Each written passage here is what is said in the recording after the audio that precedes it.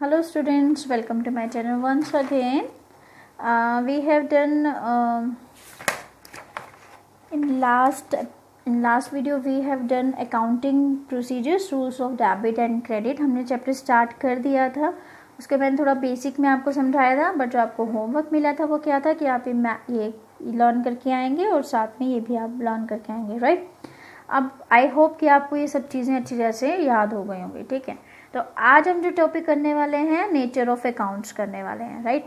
Nature of accounts, इसके लिए मैंने क्या कर रखा है, पहले से आपके लिए बना के रख रखे हैं सारे अकाउंट्स, ताकि आप इजीली, आपका टाइम वेस्ट ना हो और हम इसको ईजिली क्लासीफाई कर लें. अब देखिए, सबसे पहले हमें ये चीज़ ज़रूर आनी चाहिए न्यूमेरिकल क्वेश्चन स्टार्ट करने से पहले कि इनका नेचर क्या है. सबको पता है क्योंकि हम बार बार कर चुके हैं. फर्नीचर, ध्यान रखना, वो 5 अकाउंट में से आपको छांटना है. कौन कौन से अकाउंट में छांटना है? एसेट्स, लाइबिलिटी, रेवेन्यू, एक्सपेंसेस और कैपिटल. इन 5 में से एक अकाउंट होगा, राइट. फर्नीचर है तो ये हमें सबको पता है, it is an asset account. Proprietors account, देखो प्रोप्राइटर कौन होता है?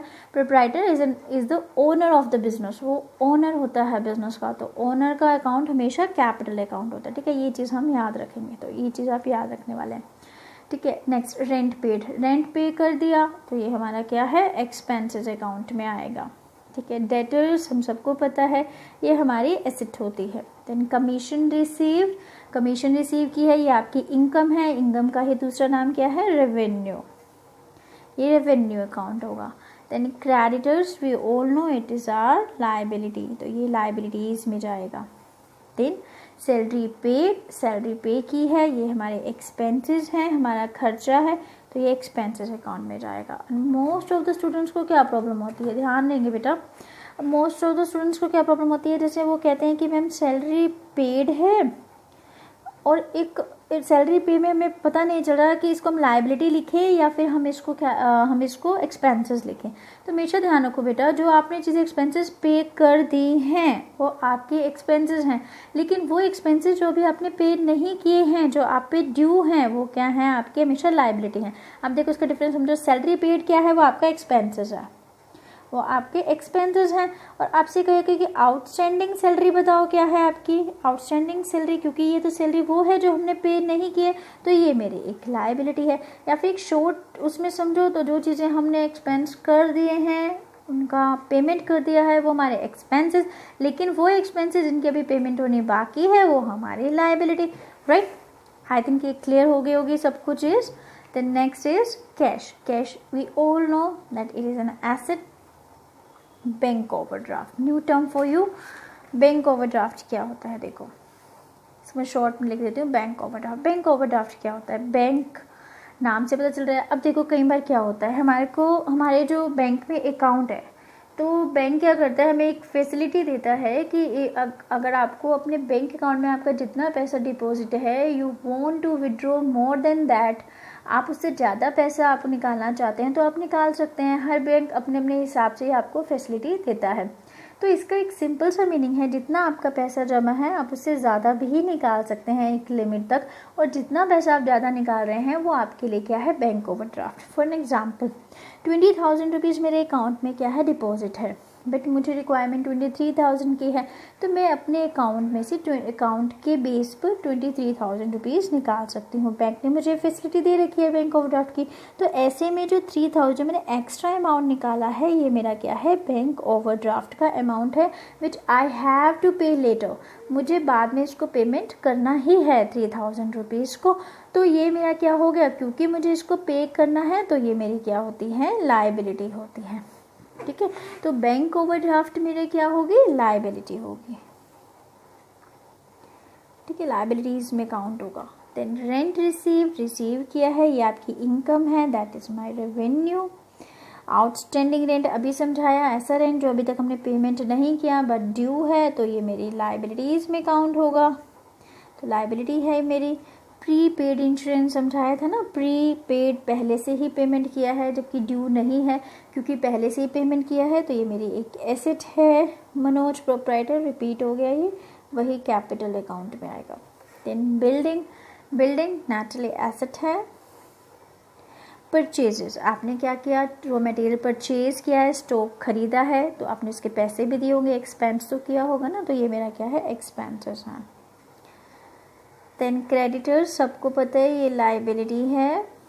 देन कैरेज इनवर्ड, अब नए न्यू टर्म है। कैरेज इनवर्ड क्या होता है, एक्चुअली कैरेज क्या होता है पहले ये समझते हैं। कैरेज क्या होता है, जैसे suppose you have a business, आपके पास आपका जो बिजनेस है, आप कहीं ना कहीं से चाहे वो आप कोई सामान बनाते हैं तो उसके लिए रॉ मटेरियल खरीदते होंगे, या फिर कहीं से मंगवा कर उस सामान को बेचते हैं, तो भी आपको जहाँ से आप सामान मंगाते हैं वहाँ उस प्लेस से लेकर आपके बिजनेस प्लेस तक, तो वो सामान जहाँ से जिस ट्रांसपोर्ट पे पहुँचता है, आपको उसको कुछ ना कुछ तो चार्जेस पेमेंट करने होते हैं। जैसे सपोज मेरी शॉप है और मैं कहीं से मार्केट से सामान मंगाती हूँ, तो वहाँ मार्केट से लेकर मेरी शॉप तक जब सामान पहुँचता है, चाहे वो ऑटो पे पहुँचे चाहे वो रिक्शा पे पहुँचे, तो उसके लिए मुझे उस कुछ ना कुछ पैसा देना पड़ेगा। तो वो जो पैसा मैं स्पेंड कर रही हूँ वो एक्चुअली क्या किस में अकाउंट होता है, कैरेज में। मतलब सामान को आपकी दुकान तक या आपके बिजनेस तक पहुँचने के लिए जो पैसा आपने जिस ट्रांसपोर्ट का यूज़ किया और उसके लिए आपने पैसा पेमेंट किया, वो कैरेज है, ठीक है।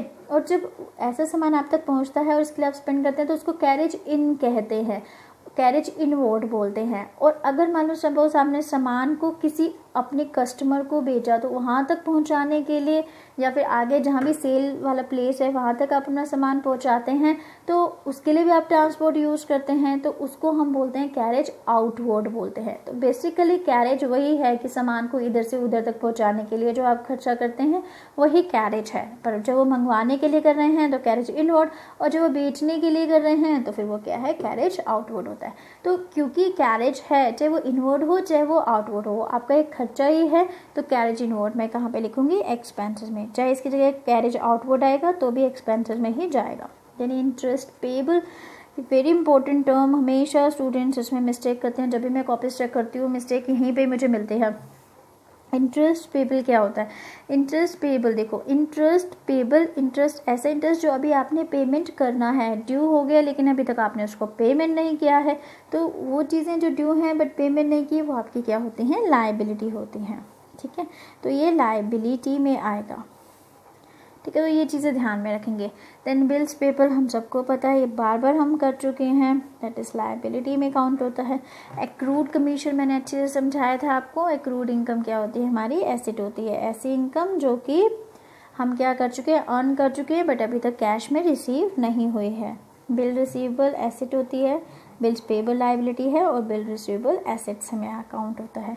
सेल, सेल से आपको क्या मिलते हैं, आप कोई चीज़ सेल करते हो तो आपको पैसे मिलते हैं, इनकम मिलती है, रेवेन्यू जनरेट होता है, तो ये रेवेन्यू अकाउंट में आएगा। देन इंटरेस्ट पेड, ये आपकी क्या है, एक्सपेंसेस में आएगा क्योंकि आपने पे किया है। सैलरी अकाउंट, ये चीज़ बहुत इंपॉर्टेंट है, ध्यान में रखना। देखो सैलरी है, अब आप मुझसे पूछेंगे सैलरी रिसीव है या सैलरी पेड है, क्योंकि सैलरी पेड होगा तो हम एक्सपेंस में लिखेंगे, सैलरी रिसीव है तो रेवेन्यू में लिखेंगे। तो जहाँ पर कोई भी चीज़ मेंशन ना हो तो ऐसे टाइम पे हमेशा ध्यान रखिए ये आप एक्सपेंस में ही काउंट करेंगे, मतलब इस सैलरी को मैं सैलरी पेड में ही काउंट करूँगी, ठीक है। तो क्योंकि मैंने सैलरी पे की है, that is my expense, expenses में काउंट होगा, राइट। अब क्या करना है आपने, अब मैंने आपको रूल्स करवाए थे कल, अब उसी रूल्स को देखते हैं, ठीक है। इंक्रीज और डिक्रीज, ये हमारा सेकंड स्टेप है चीज़ों को सीखने का। अच्छा, फर्नीचर एसेट है, एसेट इंक्रीज होती है तो हम क्या करते हैं, डेबिट करते हैं, और डिक्रीज होती है तो क्रेडिट करते हैं। तो ये मैंने आपको कराया था ना कल एक शॉर्ट ट्रिक, एसेट और एक्सपेंसेस, ये दोनों इंक्रीज होने पे डेबिट और डिक्रीज होने पे क्रेडिट, ठीक है ना। इंक्रीज होने पे डेबिट, डिक्रीज होने पे क्रेडिट, और बाकी जितने भी होंगे कैपिटल, रेवेन्यू और लायबिलिटी, इसमें उल्टा रूल चलेगा। इसमें इंक्रीज होगा तो क्रेडिट और डिक्रीज होगा तो डेबिट, बस हमें और कुछ नहीं करना। नेचर ऑफ अकाउंट पता करो पहले आप, और उसके बाद तो हम ईजिली कर सकते हैं, राइट। अब हम इसको कंप्लीट करते हैं। Proprietors account, proprietors account capital account है, तो कैपिटल इंक्रीज होगी तो क्रेडिट, डेबिट, ठीक है ना, हमने किया ना। कैपिटल इंक्रीज होगी तो क्रेडिट, डिक्रीज होगी तो डेबिट। ऐसे ही रेंटेक में, क्योंकि ए और ई में तो एक ही रूल चल रहा है, तो बिना सोचे समझे मैं लिख देती हूँ डेबिट एंड क्रेडिट, राइट। ये भी एसेट है तो डेबिट इंक्रीज होने पे डेबिट, डिक्रीज होने पे क्रेडिट। रेवेन्यू में उल्टा चलता है, क्रेडिट एंड डेबिट। लाइबिलिटीज़ में भी उल्टा चलता है क्रेडिट, एंड डेबिट इंक्रीज होगी तो क्रेडिट डिक्रीज होगा तो डेबिट। ई फिर से एक्सपेंसेस आ गया, कल मैंने आपको लर्न कराया था। देन ऐसे ही हमने किया, सैलरीज का भी हो गया, कैश हो गया, ये सब चीज़ें हो गई, बैंक ओवरड्राफ्ट, इंटरेस्ट पेबल। ठीक है, तो इंटरेस्ट पेबल पे हम हैं, ये भी एक लाइबिलिटी है, we all know that liability में इंक्रीज क्रेडिट और ये डेबिट, ऐसे करके हम कंप्लीट कर लेंगे इसको, राइट। एक्रूड एसेट होता है तो debit and credit, sorry revenue में उल्टा चलता है, क्रेडिट डेबिट, और यहाँ पर debit and credit. Almost all the items have included in this list. तो ये सारी लिस्ट में जो आपकी पूरी की पूरी आइटम्स हैं, ठीक है, और यही आपसे क्वेश्चन पुट किए जाएंगे कि बताइए कि अगर कोई चीज़ कैश इंक्रीज़ होती है तो क्या करें, उसका नेचर बताइए, और अगर इंक्रीज़ होता है तो आप डेबिट करेंगे क्रेडिट करेंगे, बस इतना ही क्वेश्चन अभी तक हमें यहाँ तक करने हैं। ठीक है, तो आई थिंक प्रॉब्ली सभी चीज़ें इस लिस्ट में इंक्लूड हैं, तो आप एक बार इसको खुद करके भी देख सकते हैं। ठीक है, अब हम एक question, some questions of it, and my second question and book is T.S. Grewal. You want to take the pick of that sum, तो you can take it। ठीक है, आप इसकी पिक ले लो अगर आपके पास बुक नहीं है अवेलेबल। ठीक है, तो हम इसको फटाफट करते हैं क्योंकि हमने जितना किया उसके हिसाब से। Classify the following into asset, liability, capital, expenditure, revenue. We know the name of 5 accounts, right? Land is an asset, investment is an asset, building is an asset, interest received is, interest receive किया है तो ये हमारा revenue है।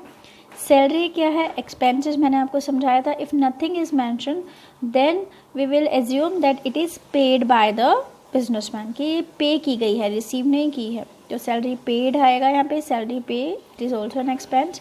Bank overdraft अभी समझाया था मैंने आपको, बैंक ओवरड्राफ्ट क्या होता है, एक लाइबिलिटी होती है।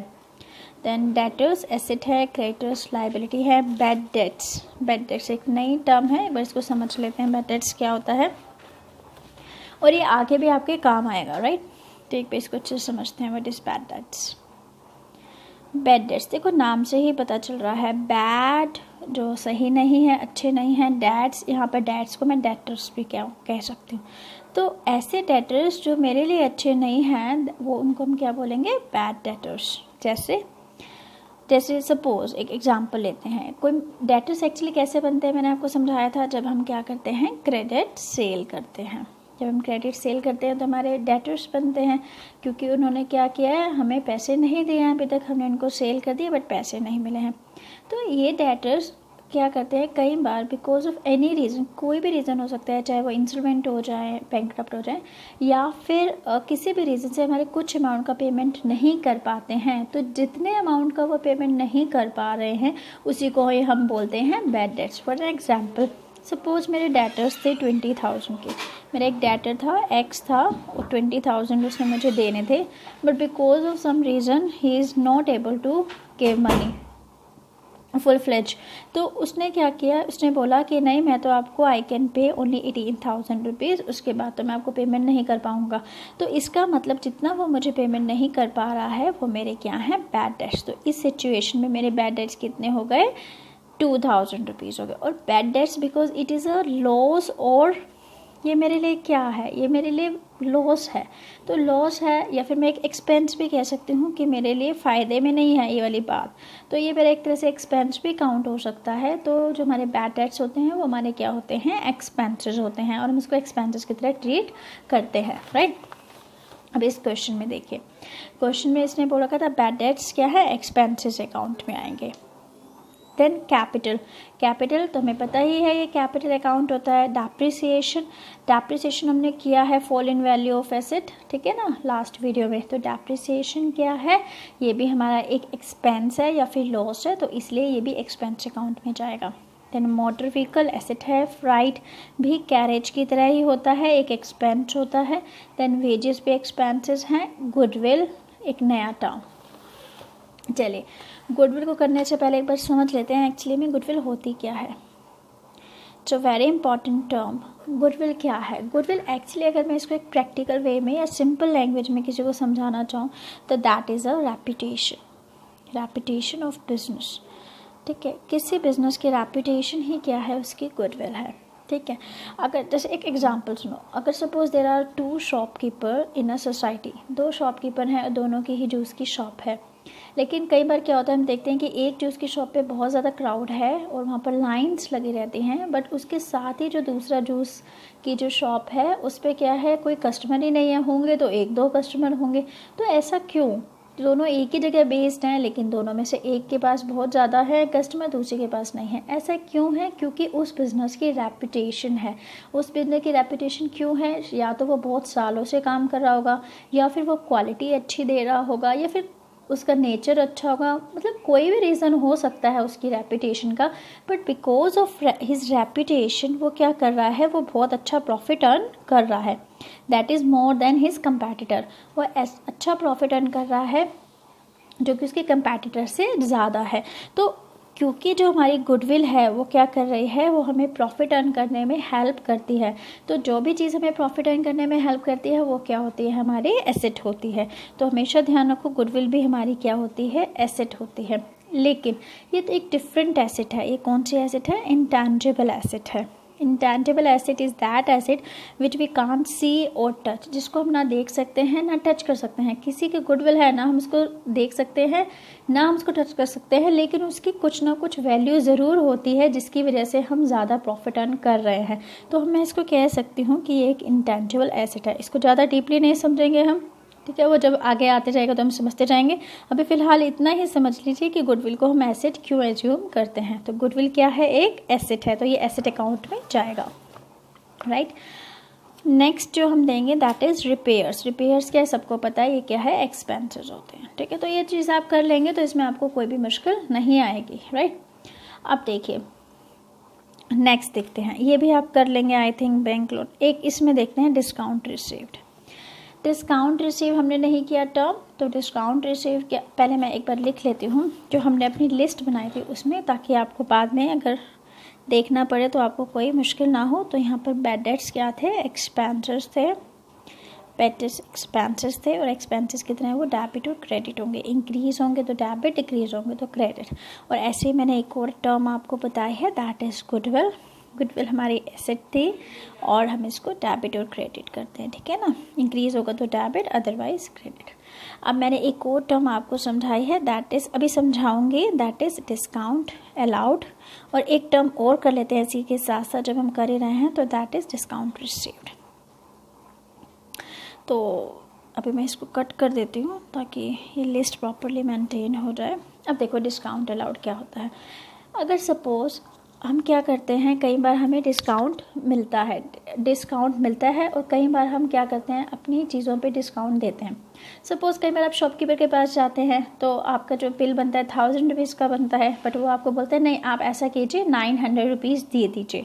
तो इसका मतलब जो हमें डिस्काउंट रिसीव्ड हुआ 100 रुपीज़ का, चाहे डिस्काउंट रिसीव हुआ, वो मेरे लिए क्या है, वो मेरे लिए एक तरह से प्रॉफिट है, राइट, क्योंकि मेरे लिए फ़ायदा है और प्रॉफिट है, या फिर मैं ये कह सकती हूँ ये मेरी एक तरह से रेवेन्यू है क्योंकि मैंने डिस्काउंट को रिसीव किया है। तो डिस्काउंट रिसीव्ड क्या होगा, मेरा रेवेन्यू अकाउंट में जाएगा और उसी तरह से ही इसके रूल चलेंगे, ठीक है। और अगर ऐसे ही अगर डिस्काउंट अलाउड होता, तो डिस्काउंट अलाउड इसका मतलब मैंने किसी को डिस्काउंट दिया है अपनी गुड्स पे, तो वो मेरे लिए क्या है, एक नुकसान है, मेरे लिए फ़ायदा नहीं है। तो फिर वो मेरा क्या हो जाएगा, एक एक्सपेंस की तरह ट्रीट होगा। तो डिस्काउंट अलाउड को हम एक्सपेंस की तरह ट्रीट करेंगे। और इसका भी वही रूल चलेगा जो एक्सपेंस में चलता है। तो आज हमने ये 3 टर्म्स में नहीं सीख ली। नेक्स्ट देखेंगे जो मुझे कुछ नया लगता है, कैरेज इनवर्ड और कैश आउटवर्ड हो गया है। Then advance income include goodwill, furniture and fixture, outstanding expenses and capital. ये सब आप कर लेंगे, ठीक है, लिस्ट में सब दिया हुआ है। Next is on which side will the increase, ध्यान रखना इंक्रीज पूछा है उसने। अब हम एक फुल फ्लेज क्वेश्चन ले लेते हैं। अब उसने कहा कि ये जो मैंने आपको सब कुछ दे रखे हैं, अगर इन सब में इंक्रीज होता है तो आप किस अकाउंट में लिखेंगे, डेबिट में लिखेंगे या क्रेडिट में लिखेंगे, ठीक है। Also state the nature of the account, आप ये भी बताइए कि उसका क्या नेचर है, मतलब वो 5 अकाउंट में से कौन सा अकाउंट है, ठीक है। इस क्वेश्चन को करते हैं। नेक्स्ट क्वेश्चन आप अपने आप ही करेंगे, ठीक है। तो एक बार ये क्वेश्चन करके दिखा देते हैं आपको, 4th question.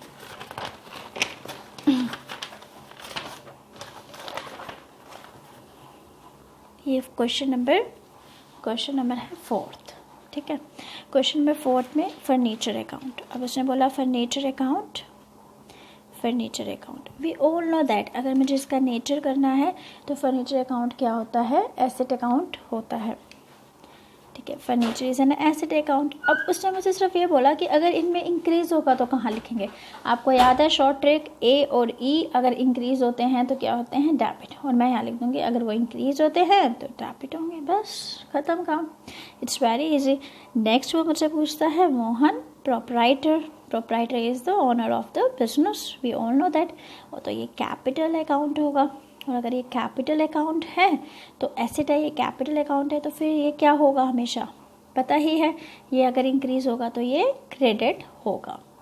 Next is salary account. Salary account क्या होता है, जल्दी जल्दी बताएंगे। Salary account is my expense account, right. वही बात है, सैलरी पेड या रिसीव नहीं बता रखा तो हम पेड ही मानेंगे। तो ये मेरा एक एक्सपेंस अकाउंट है, तो सैलरी क्या होगा, ए और ई का सेम रूल होता है तो ये भी डेबिट होगा। Next is purchases, purchases is also my expense, तो सेम रूल अप्लाई होगा, और अगर ये इंक्रीज होगा तो डेबिट होगा।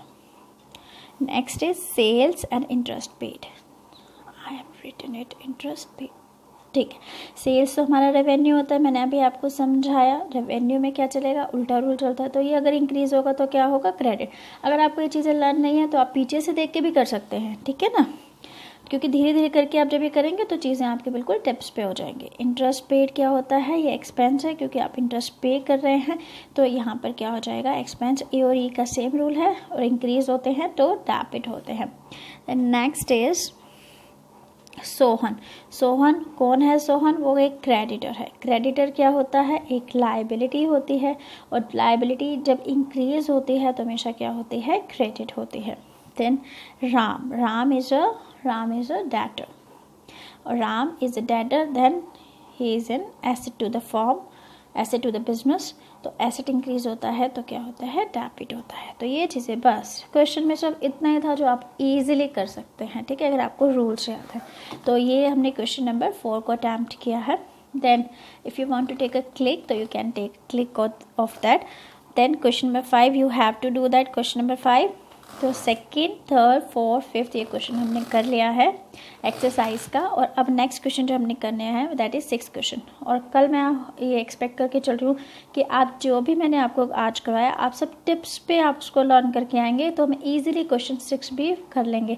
और कल ही हम क्या करने वाले हैं, टी शेप अकाउंट को भी बनाने वाले हैं, और टी शेप अकाउंट बना के हम कोशिश करेंगे कल ही आपका ये चैप्टर भी क्या हो जाए, ओवर हो जाए, ख़त्म हो जाएगा ये चैप्टर, और उसके बाद हम नेक्स्ट जर्नल एंट्रीज पे चलेंगे, ठीक है। Thanks lot for watching.